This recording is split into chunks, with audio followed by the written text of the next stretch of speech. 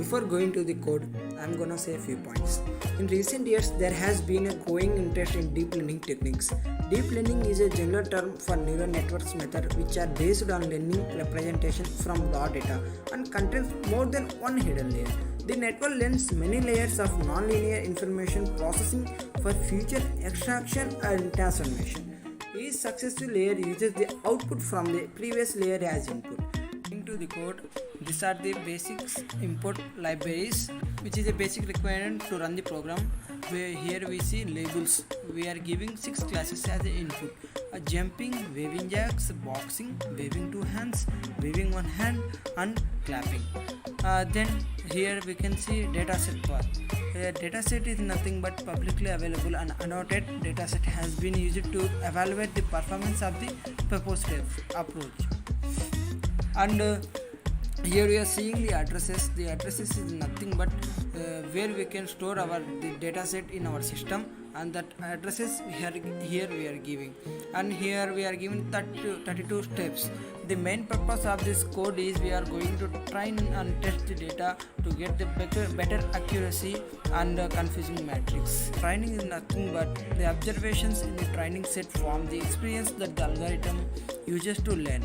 In supervised learning problems, each observation consists of an observed output variable. It is important that no observation from the training set are included in the test set.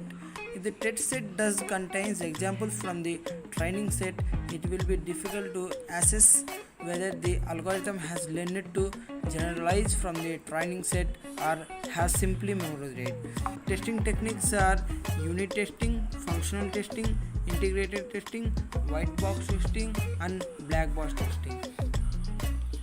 First of all, unit testing is nothing but in unit testing each component or invisible units of the software shall be tested. The aim of the testing is to check internal data structures, logic, boundary condition for input and output data as per the design.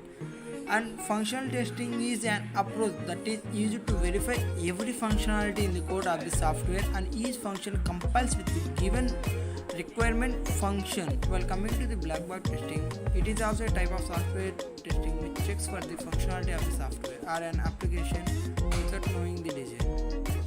So here also in black box testing also some techniques are included: equivalent posturing, boundary value analysis, cause effect graph, and error guessing also.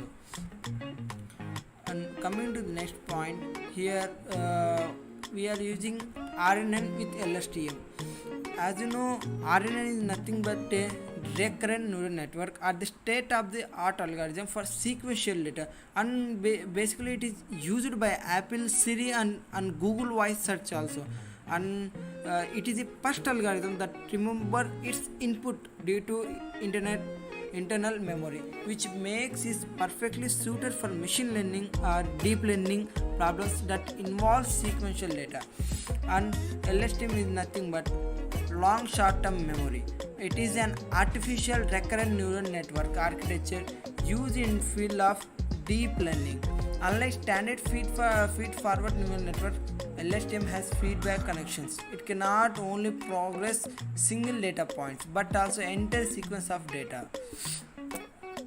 And in this code we are using up to 300 approach, and here we having hidden layers are 34 and classes are 6.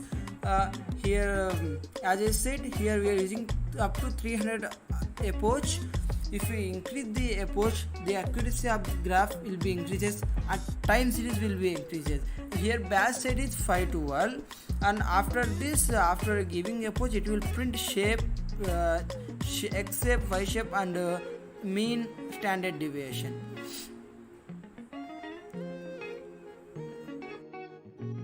Printing the accuracy and confusion matrix. We are getting the accuracy up to 0.96, 0.98, up to 1 we are getting the good accuracy, and we are getting the confusing matrix. We all have the what is question, what is confusion matrix. It is a technique for summarizing the performance of a classification algorithm. Classification accuracy alone can be misleading if you have an unequal number of observations in each class, or if you have more than two classes in your dataset. Calculating a confusion matrix can give you a better idea of what your classification model is getting right and what type of errors it is making. And after running this code, we are getting the good accuracy up to 1 point, and